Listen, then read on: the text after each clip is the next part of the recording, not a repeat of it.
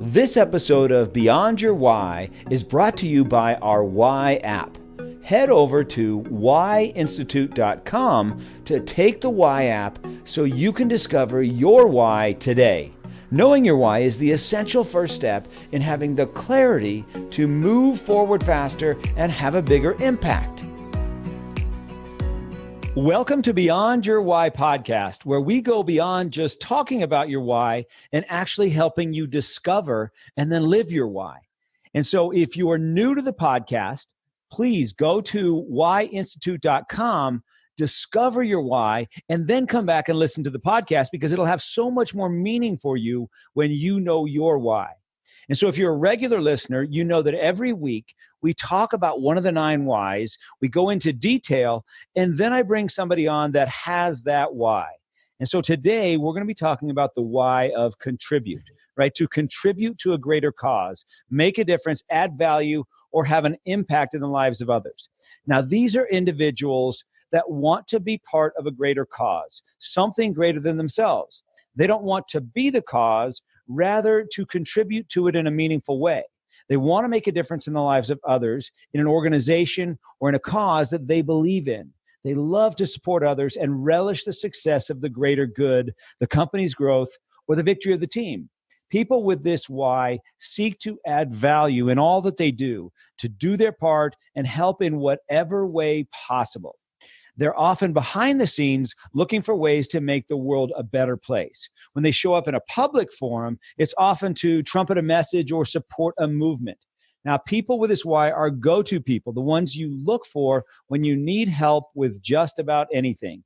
They make reliable and committed teammates, and they're often found in all areas of athletics, performing arts, and cause-based nonprofits. They act as the glue that holds everyone else together. They use their time, energy, resources, and connections to add value to other people. Now, today, my guest, so for those of you that are listening, I'm sure in your email box, you get lots and lots of emails every day, as I do too. And most of them you don't look at, but some of them you do, because you know that every time this particular person sends you an email, it'll be interesting, it'll be fun, it'll be funny. And that's what I can tell you about my guest today. His name is John Nemo. So John Nemo is an online course creator and best-selling author who helps business coaches, consultants, and small business owners generate quality leads, build their client base, and increase revenue using digital marketing platforms and tools like LinkedIn and webinars. He's the author of 7 books. He's a former Associated Press reporter. He's an award-winning PR director and social media consultant based in Minneapolis, Minnesota. John has personally rewritten LinkedIn profiles for A-list entrepreneurs like Chris Brogan, John Lee Dumas, Bob Berg, Ray Edwards, and many others. In addition, John regularly guest blogs for Inc. magazine and American City Business Journals, and his work has also been featured in the Huffington Post, Business Insider, and many other publications. John, welcome to the podcast. Great to have you here. Thanks for having me, Gary. You heard me say that your emails are the ones that I read. It's such a crack up. Every time I get an email from you, I know it's going to be interesting. Well, I try. Yeah, the big thing I've learned with any type of online content and online marketing is a term I call infotainment. So not only do you have to inform your audience and provide something of value or interest, but it really goes a long way if you can entertain people. And my particular strategy with emails is really writing them like a conversational, fun, kind of one-on-one message to a friend and just showcasing my normal personality. I'm very self-deprecating. I use a lot of animated GIFs and emojis. And I think in one email in particular where I'm launching my kid on a blob raft into a lake, and relating that somehow to a business lesson and just having a lot of fun because I think, like you said, in business, email, LinkedIn, whatever, we get so much boring, bland business jargon. And it's just fun to remember at the end of the day that we are human beings and we have to connect emotionally and we have to connect with our personalities. And I've found too, as a business strategy, it really works well to overlay and showcase your personality and your content because you attract the right type of people that want to work with you while at the same time you repel people who wouldn't be a good fit, who would clash with your communication style, your personality. So that's why I take that particular approach with my content. I love it. I love it. So John, tell us a little bit, how did you get into internet marketing? Yeah, well, I was born before the internet. I grew up wanting to do Google Ads. So my story is very interesting. I grew up, and it ties into my why, of course, as well, of wanting to contribute, but grew up as the son of 2 English teachers. So was exposed at a very early age to teaching and the impact that that had on others, and also the written word and storytelling, and literally grew up in a home that floor to ceiling in our basement was filled with books. My dad built these bookshelves, and just every type of book you can imagine was in there. So that led me into kind of a lifelong journey, a love of writing and storytelling. I became a journalist after college in print journalism, which basically doesn't exist anymore. But you remember those newspapers that used to go on your step? Like, that's what I used to do, right? And so did that for years, was a reporter, transitioned into public relations, freelance writing, wrote books. And then eventually, the way I got into kind of the world of, the internet and selling services online was back in 2012.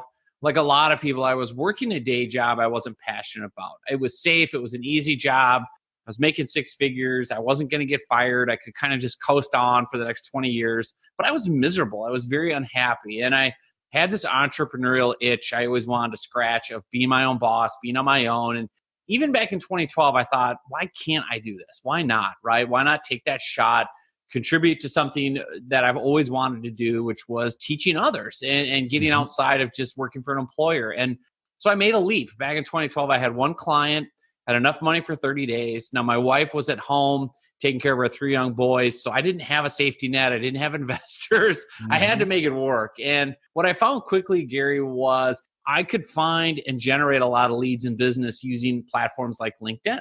And so using LinkedIn, even in those first 30 days on my own, I was able to generate, 6 figures in revenue from new clients and open my own marketing agency. And it kind of took off from there, just with using these different digital platforms like LinkedIn and webinars and email and other tools to really understand, okay, this is a way that now, if you circle back to my beginning, my parents were teachers with a limited classroom of 30 students at the university and the colleges they were at. My classroom now was global. I could reach anyone in the world on a webinar and teach them something of value in exchange for money, right? And that's really what I've built my business on the last few years is I will teach you, I will share ideas, I will help you get what you want by teaching you online and then being able to be compensated for it. And it's a great model. It works incredibly well. And like I said, like we began the podcast with, there's a million different LinkedIn trainers. There's a million different coaches and consultants. What makes me unique, what makes everyone listening unique now in today's world is you. It's your unique personality. It's your communication style. It's your storytelling. And that's how you win new business and attract the right people to work with you. And it's been a great ride. Mm-hmm. When I think about you, when I get your emails, when I hear you speak, when I see you on different videos and things that you've put out, you're really about giving because you give a lot. You don't just ask. You're always giving. And that's got to be part of your strategy as well. Yeah, I think, what I found with marketing online, and I made lots of mistakes in the beginning, but what I really realized quickly was there's so many people online today, Gary, that will claim authority. I'm a ninja. I'm a guru. Give me 15 minutes and I'll make you $1 million on Facebook, right? Like, I was like, it's one thing to claim authority. It's quite another thing to demonstrate it. So what I've kind of built my business model around is I'm going to demonstrate authority. I'm going to show you through free trainings, blog posts, giving away my books for free, whatever it is, free training videos, how to actually get clients with LinkedIn. I'm going to give you scripts that you can use that actually work and convert people. And then on the back end of that, if you really like that, then you can sign up for a paid training or coaching. And I found that model really works well because, again, people want to see the proof. Anyone can claim it. It's much different to actually show me and get me quick wins for free. And that really builds credibility with people because they think, wow, if your free tips are this good, I can't wait to see the paid stuff. And so that's how I've built it. And I think it contributes to that why as well, where I can serve people at a lot of different levels because I can create a bunch of free content that helps people get quick wins some of whom aren't going to be at the price points that my paid engagements are at. But that's fine. I'm still helping them. They're still getting good wins. Then there's other people that are in my price point that go, yeah, I love your free stuff. Makes total sense. I'm just going to hire you to help me do it or do it for me. And so it kind of becomes a win-win for everybody. Mm-hmm. You know, I want to talk more about that, but I want to go back a little bit farther first.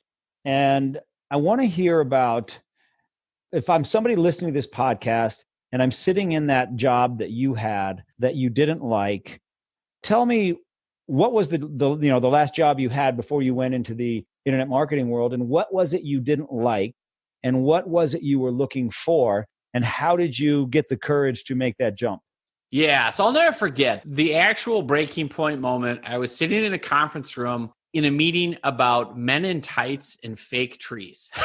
so I was working at the time for a nurses union, and great job. I love nurses. My sister's a nurse. I was doing their PR and social media. And we, like a lot of labor unions, the union I worked for was very political. So they wanted to do a lot of politically themed, protests and things like that, and, demonstrations. And so this particular meeting at the time, there was a thing back in 2012 called the Robin Hood tax. And it was, tax the rich and give to the poor, basically. And so they wanted to do a Robin Hood, street demonstration and get PR and get social media. And so they were literally sitting in this meeting talking about how, okay, what type of tights should we order, and what kind of fake trees can we get to make it look like Nottingham Forest? And I remember sitting there, Gary, in this conference room, looking out the window, and I'm like, is this really all I've got? Is this the end for me? Like, am I going to do this for 30 more years? And I just remember why I chose to leave. It goes back to my story. My childhood, my dad died when I was 17, and he had cancer from the time I was 7 to age 17. And I think at a very early age, I saw how fragile life was. And when he died at 17, I was just like, you know what? Life is short, and you got your one shot, and don't live playing it safe. I've just never had that personality of, play it safe and be caught. Like, I've always been like, what's the worst that's going to happen, right? I'm going to fail or whatever. And I get hit by a bus tomorrow. The show's over. What are people going to say about me? What impact have I had? And so I had been wanting for probably a year or two to go out on my own, open my own marketing agency, and try to get clients and serve people. And I saw a path forward with LinkedIn. And so that was the practical part of it, was even in 2012 seeing, okay, I got one client, I got enough money for 30 days. I'm pretty confident I can use that platform, basically like Google for B2B leads, and really use these methods I've learned of engagement through books like How to Win Friends and Influence People from Dale Carnegie and other books that I had read, to really just overlay your real life approach to sales and marketing onto a digital platform. And sure enough, and of course, with the motivation of, I got to feed my kids, there's no jumping back. Yeah. I burned all the ships. I had to make it work, and it did. And so as I had success, it just grew and grew and grew. And thank God I've never had to look back. And it really has been just a joy, because this is the thing I want people to hear who are listening. Like, we literally live in the best time in human history to take whatever your passion is and turn it into a profit. Like, there are no more excuses to not do what you love for a living. I'm sorry. But with social media, with the platforms, with all the different ways we can reach an audience and build a brand and communicate, there's literally no reason you can't do it. It really comes down now to mindset and work ethic and effort and, not giving up. And because you see this all the time, and we really do live in this great era. I mean, I grew up in the 80s, and if you wanted to have a TV show, you needed a TV studio. Now you have YouTube, right? If you wanted people to hear your voice like you and I are doing, Gary, you needed a talk radio show, or you need to buy ads. Nope, podcast free. So the opportunity to reach an unlimited global audience with your unique message, passion, whatever it is, if you dial into the tools and then you understand how to communicate and create content that really captures a target audience and gives them what they want, to go back to Dale Carnegie, How to Win Friends and Influence People, it's not about what you and I want. It's about what our client and customer want. They're only thinking about themselves. How do I help you solve your problems? Well, I can show you how to get clients on LinkedIn to, fill up your business. Okay, that's one product or service. How can I show you how to present without having to fly all over the country and do trade shows? I can show you how to use webinars to present your knowledge online in a way that entertains and inspires and engages. And at the end, people can book a call, they can sign up for a product. So there's all these different ways you can do it. You just have to have the creativity and kind of the chutzpah to say, yes, I can do it, and make that leap. Yeah, and you took that leap of faith. Now, when you did it, you could have picked any number of things to do, right? You could have left that social media job and PR job and really gone in any direction. What was it that made you go in the direction you went? I think it was just what I enjoyed doing. Like, I've always enjoyed being a creative person. So when I first started, I knew my number one thing was I didn't want to have a boss again. I didn't want to work inside an environment. So I was looking for, people that needed my help in terms of how can I be creative and help people communicate better. So what that turned into was a marketing agency. I would write press releases and get people, publicity. And then it would be, I can design your website and write the copy for it. And then it turned into, I can write your LinkedIn profile and write messages and write emails and create content. And that was also just my training.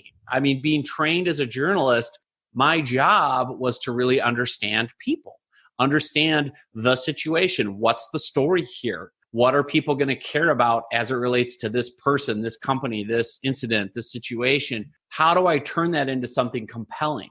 And then drawing just on my enjoyment, growing up as a son of two teachers, that naturally led me to creating online courses where I could teach people how to fish. Instead of just doing the fishing for my clients all the time, now I can teach you how to do the same thing.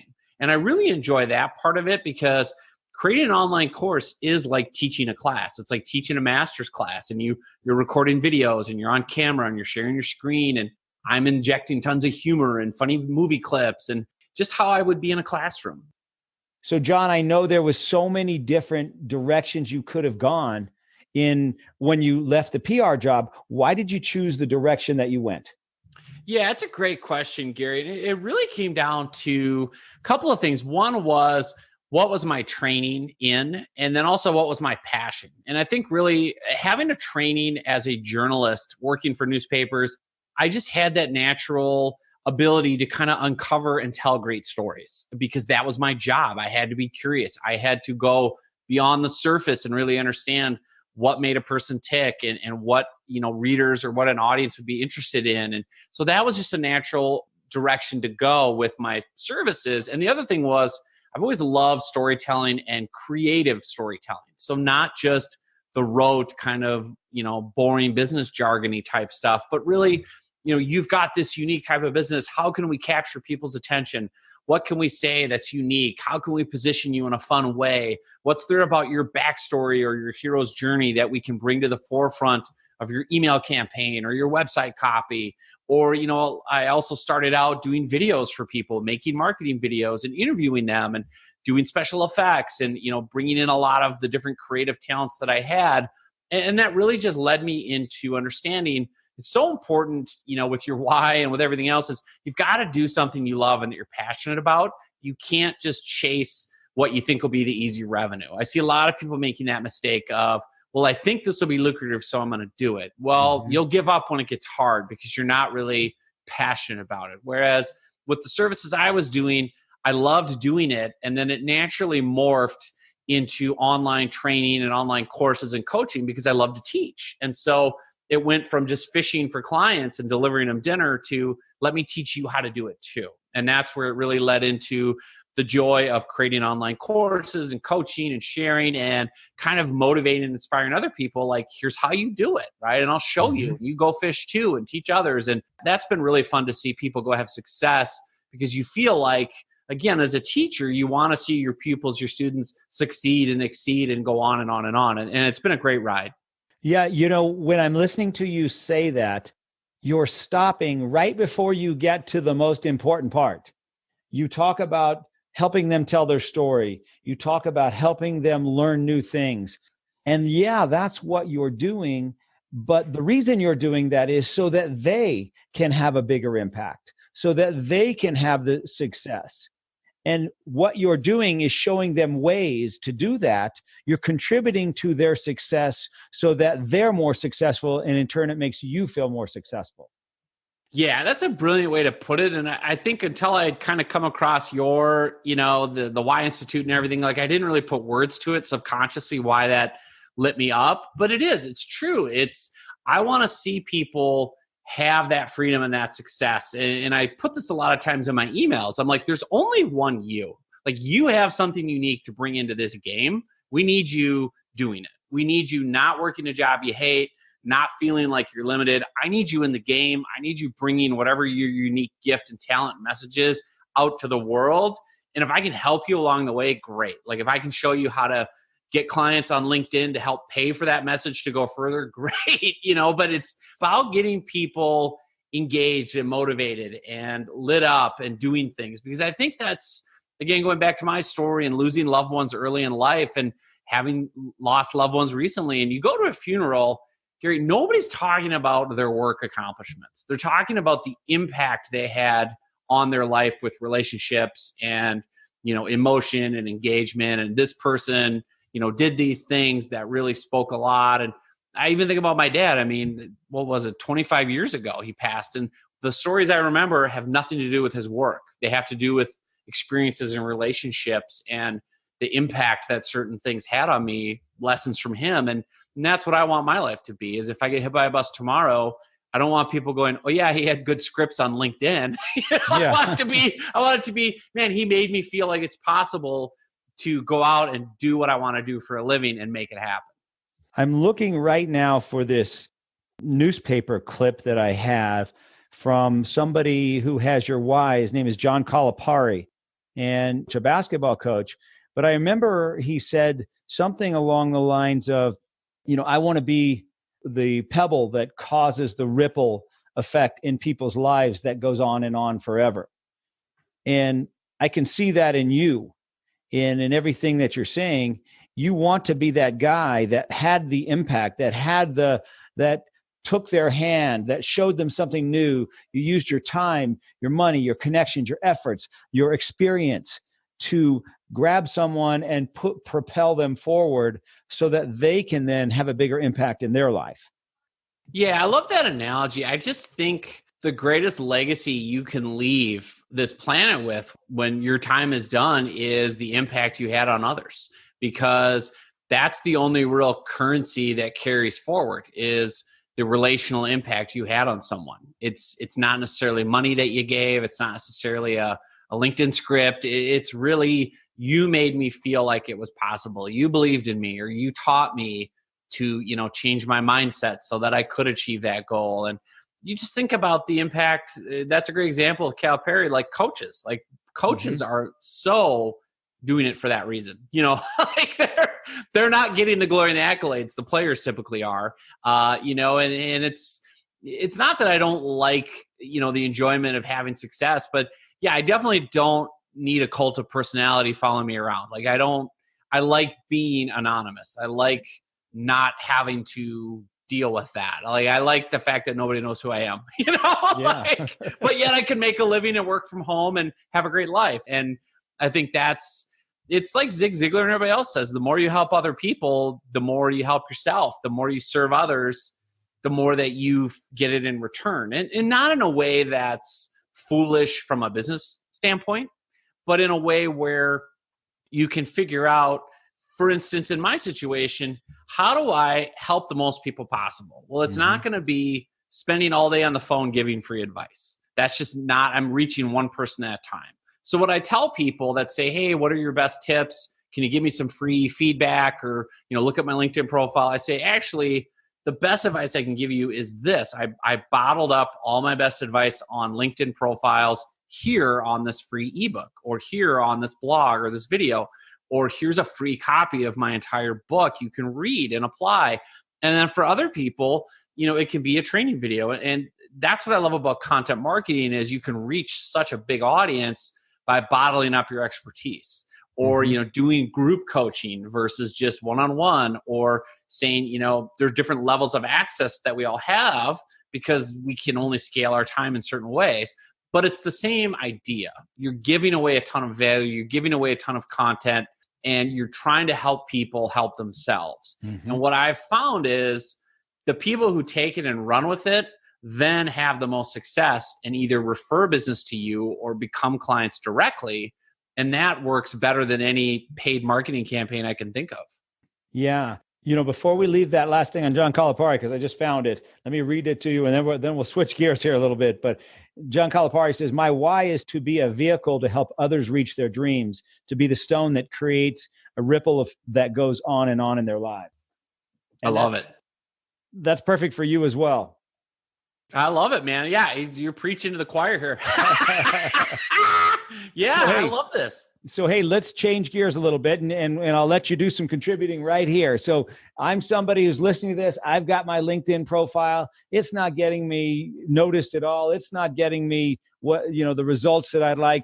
Give us 2 or 3 tips on what should we do to make our LinkedIn profile stand out and bring the right people to us. Yeah, so getting very practical for a minute with LinkedIn and kind of the lay of the land. You've got almost 700 million members on LinkedIn, 200 different countries. You got 2 new members joining every single second, and it's the world's largest professional network. Now, the problem with 99% of LinkedIn profiles that you find, and a lot of people listening right now probably have fallen into this category through no fault of your own, it's just kind of following the crowd, is most LinkedIn profiles are written like a resume. They're written in the third person. It's all about your job duties. It's all about you and your accomplishments. And the problem with that, going back to Dale Carnegie, How to Win Friends, Influence People, is nobody cares. Right? Nobody cares about you. Carnegie said this in 1936 when he wrote the book. He said, your ideal clients and customers do not care about you. They care about themselves, morning, noon, and after supper. And what I try to do when I teach people how to write a really compelling, client attracting LinkedIn profile is make it what I call client facing. So you flip the script upside down and your LinkedIn profile talks all about how you help your target audience get what they want. So for example, when I was starting out, I knew I wanted to have a marketing agency. I knew that on LinkedIn, the riches were really in the niches, that if I tried to be everything to everybody on LinkedIn, I'd be nothing to nobody. I had to kind of niche down to 1 or 2 audiences to really be effective. So I had spent time working in a trade association helping debt collectors. I did PR and social media, and I knew the industry. I knew the pain points. I knew that these guys needed help, obviously, with PR, debt collectors. Nobody likes them, and with marketing and getting sales. And so I had that one client who happened to be a debt collector. That was my only client. So I thought, well, why don't I just become the debt collection marketing guy on LinkedIn? So I changed my LinkedIn profile from John Nemo's resume to my LinkedIn headline said, John Nemo, debt collection marketing services. And then my first line of my LinkedIn profile, here's a sentence anyone can use. It was a template. It said, what I do, I help, and you insert your audience name. What I do, I help this audience achieve, and then you put in 2 or 3 benefits they want by providing, and then you put in your product or service. So what I do, I help this audience get these benefits that they want by providing my product or service. So the first line of my LinkedIn profile was John Nemo, debt collection marketing services. What I do, I help debt collection agencies generate leads, increase sales, and improve their reputation by providing industry-specific marketing services. How I do it, having spent multiple years working for this large trade association in the debt collection industry, I understand all the nuances and regulations of debt collection, all the challenges. That helps me immediately get past, the learning curve. So I was getting into all the things they cared about, which I knew my audience, these were their pain points. These were their frustrations and struggles. So the LinkedIn profile was completely about them. I'm going to help you get what you want. Here's what makes me unique. Here's what makes me different. Even that alone will get you so much more engagement on your LinkedIn profile because it's what I do. I help this audience. I help you get what you want by providing these services. What makes me unique, what others say. You can put in testimonials. That approach alone will really help people see, okay. Because, when people land on LinkedIn, Gary, they literally give you about 2 seconds before they decide if they should connect or not. Like they're looking at it going, what's in it for me if I connect with Gary or John? Why would I care? How can John help me? Well, if the first thing they see is debt collection marketing services, and I'm a debt collection agency owner, I go, well, yeah, maybe he can help with marketing. I'll connect. And then he looks at the profile and the first line says, I help collection agencies do these things they want by providing this. Yeah, that's kind of what I want. I want to learn more. And that's the secret sauce of it. Instead of making them do all the heavy lifting, read through your resume to try to figure out if you can help them, just be very obvious and simple and quick. That makes a lot of sense. Don't make them have to figure out who you are. Just tell them who you are. So important. Simple, clear, and concise. And the other big thing with LinkedIn, once you have that client-facing profile, now you can use the platform like Google for leads. You can go on and use LinkedIn search and all kinds of filters so you can find your exact ideal prospects. There's no gatekeepers. There's no administrative assistants. There's no one in your way to go right to the CEO of the company and invite them to connect and engage them and talk to them. And this is really where the money is on LinkedIn. It's in the mailbox. It's in the one-on-one personalized messaging that goes back and forth. And if you look at LinkedIn today, how the one-on-one messaging works, it's very much like instant messaging or texting or live chat. You can insert emojis and animated GIFs. It's kind of real time. You can see if the other person is writing back. And it's very conversational. They want you to be conversational. And what you do is you connect with someone. You can see from their profile all these potential icebreakers. I can see from LinkedIn, looking at your profile in 10 seconds, where you live, where you went to college, where you've worked. And then I can say, hey, I see you live in Chicago. How about those Bears, or break the ice, just like real life. Then I can pivot to curious. I know you're a debt collection agency owner.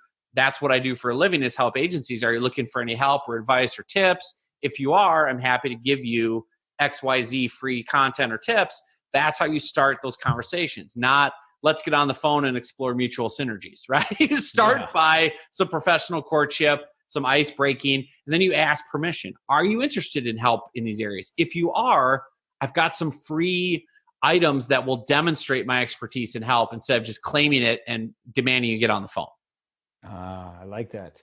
So always give first. Yeah, just give and demonstrate it. Like, do you know how many people every day are on LinkedIn claiming they can do these amazing things for you? I'm a high ticket closer, or I can get you 3 new qualified leads every day, or how? Prove it to me, right? Yeah. I'm not going to get on the phone and have you just sell me. Like, you've got to show me. And that's where the content marketing comes in.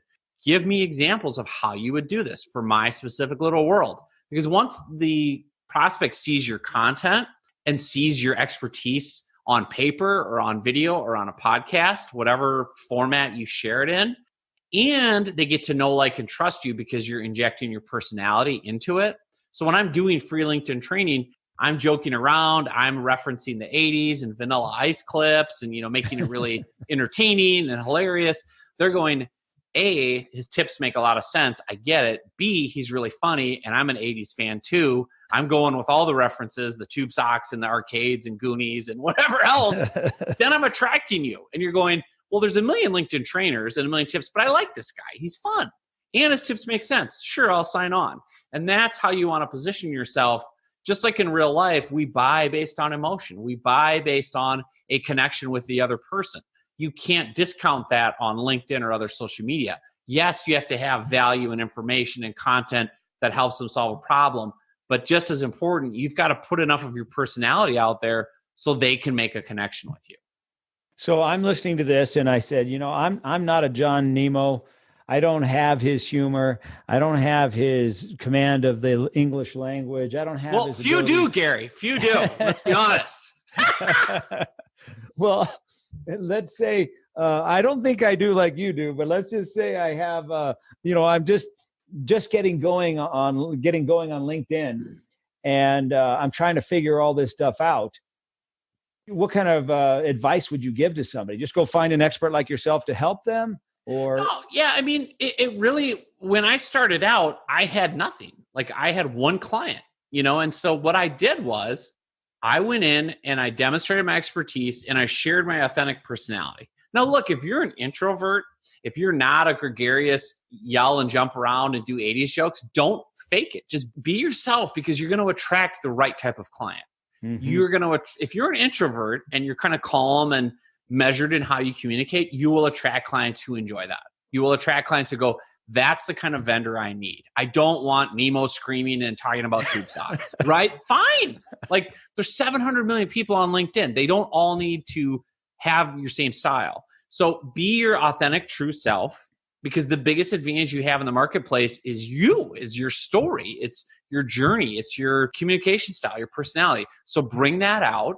And then also what I did early on was I didn't have a ton of content or accolades or awards. So I would do simple things like I would find a debt collector on LinkedIn. I would connect.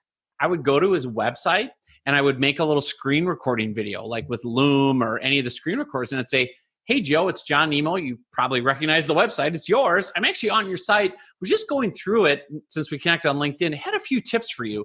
I noticed you have this button here and you have this here and thought, you could really improve your conversions if you do this, this, and this.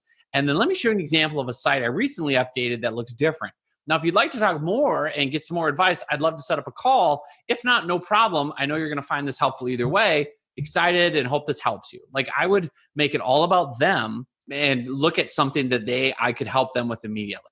Mm-hmm. And you know what, Gary? You know what everyone's favorite topic and subject is? Themselves. Yeah, you want to talk about my business? I'll be your fan all day. You want to keep peppering me with questions and talking about, what I need and giving me advice and insight? It's great. And so for anyone starting out, even if you don't have a ton of experience and accolades, you have tools to demonstrate your expertise. And if you just dig a little deeper and say, what's the service I want to offer this person? How could I show the person what I would do? I used to do this on job interviews. So when I would apply for, corporate jobs, I would look at the company's website and I would write up pretend press releases and say, hey, I saw you're launching a new product. Here's a release I would have written. And that would get me interviews because not many people are proactive, right? People are sitting back waiting for you to come to them. But when you take that first step and you personalize it and you make it about them, their eyes light up and they go, that's great. I wouldn't have thought we could have done that. And that's your unique gift because everyone has their expertise and their ability to communicate. And really, that's where to start. Mm-hmm. So do you do all of your business? Does all of your business come from LinkedIn? Yeah. I mean, I would say I've kind of set up a few different models. I mean, the lion's share still comes through LinkedIn, but I've also done a lot with books. And so I've written 7 books and I've got a whole model there where, Amazon is one of the world's largest search engines. So you'll go on Amazon not knowing who John Nemo is and type in LinkedIn book. Mine's going to surface and you might buy it for $1 and read it, fall in love with the ideas and the jokes, and then contact me because I have opt-ins in the book for training videos and extra online resources. Now you're in my email list, you're getting my funny emails, you're warming up more. Eventually there's a call to action to check out the online course or coaching. So I use books and I give away all my books for free on the front page of my website. So when I do a podcast like this, I say, go to linkedinriches.com. You can get my whole book for free because I know, Gary, that as much as I like to joke around and my wife could call me ego boy, like nobody knows who I am, right? So it's like there are going to be people who quote unquote find Nemo only because they went on Amazon and typed LinkedIn book or content marketing book, right? And my book popped up and it looked interesting and they bought it and they fell into my world that way. Then other people that I meet online on the internet or through podcasts, I know I need to demonstrate a bunch of value and expertise first. And I want you to get to know, like, and trust me on your time. So I'm going to give you a book. I'm going to give you a online training video. I'm going to give you something where you get a bunch of advice. And it goes back to what we started the podcast with, infotainment, valuable information, something that's going to help you in an entertaining way. Then you're going to self-select and say, yes, I like this. I want more of it. Or you're going to go, this guy's crazy. I need someone calmer, and off you go, which is fine. Like, you just want to move people to a decision, move them through your funnel to yes or no. That was one of the big lessons I learned early on was I don't need to be for everyone, but I need to be who I am because then I'll attract the right type of clients. And that's been an epiphany for me because now I love working with everyone I work with because we get along and we have the same sense of humor and communication style. And I'm not working with those nightmare clients who, because I pretended I was someone else, I got the contract, but now it's miserable, right? So at the end of the day, being authentic, being genuine, you're building that human element in that really cannot be stopped.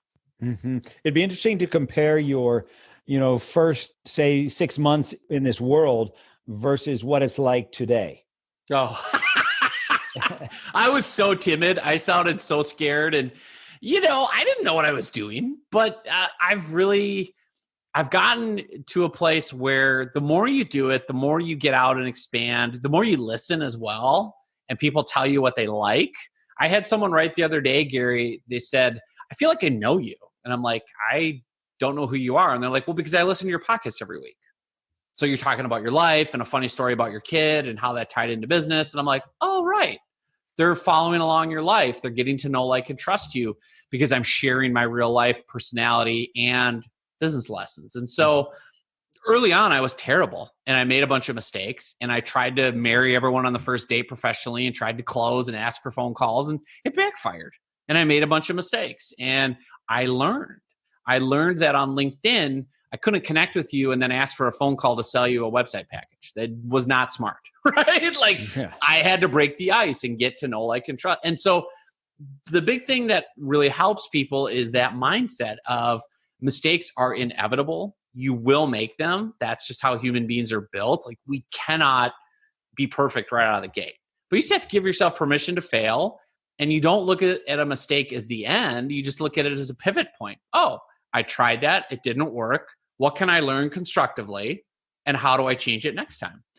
With my webinars that I sell my courses on, I went through probably 77 iterations of my LinkedIn Riches webinar. How many people would refine a webinar 77 times, an hour-long webinar? I did, right, for 4.5 years. Because every time I'd be like, oh, man, okay, that part didn't work. This objection keeps coming up in the Q&A. I got to put that into the pitch. This part isn't working. The pricing is, they want this payment level, not that. Like, because I just wouldn't give up. And that's why I could come out on the other end now having an automated webinar that just sells it regularly. But no one sees that work behind the scenes. But I just was like, I know I'm going to make a bunch of mistakes. My first webinar was terrible. But you just keep going and you learn and adjust. And when you give yourself that permission and you stop caring about what critics say, you have that freedom to really excel. And people who want to work with you, Gary, they're cheering you on and they love it.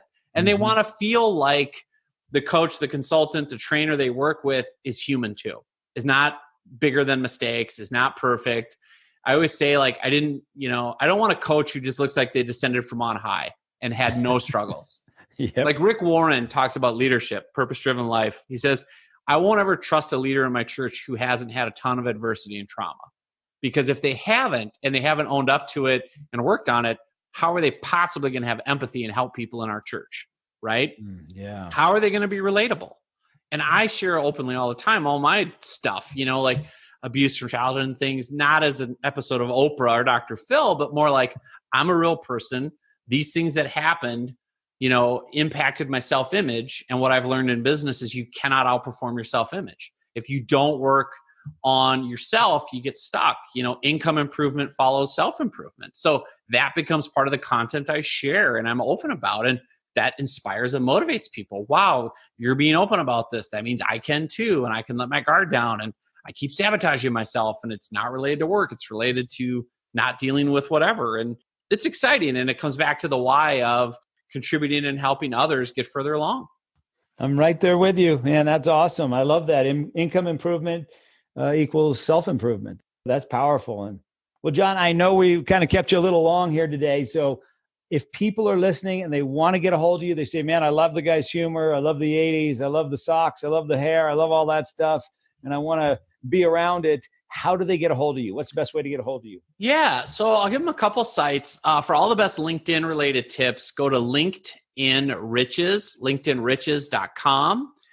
For all my best tips on content and how to really put yourself out there and get the right audience coming in, contentmarketingmachine.com. Those two sites, linkedinriches.com and contentmarketingmachine.com, front page, you can get my book for free. So that'll start you on the journey. Tons of tips, get the whole book, download it. I'm also on LinkedIn, obviously, as John Nemo, so you can find me, right? Yeah. And find Nemo jokes, heard them all. But yeah, I would love to connect with people and help them out. That's great. Well, John, thank you for being here. I really appreciate your time, and I look forward to staying in contact with you as we move forward. Thanks, Gary. Have a great day.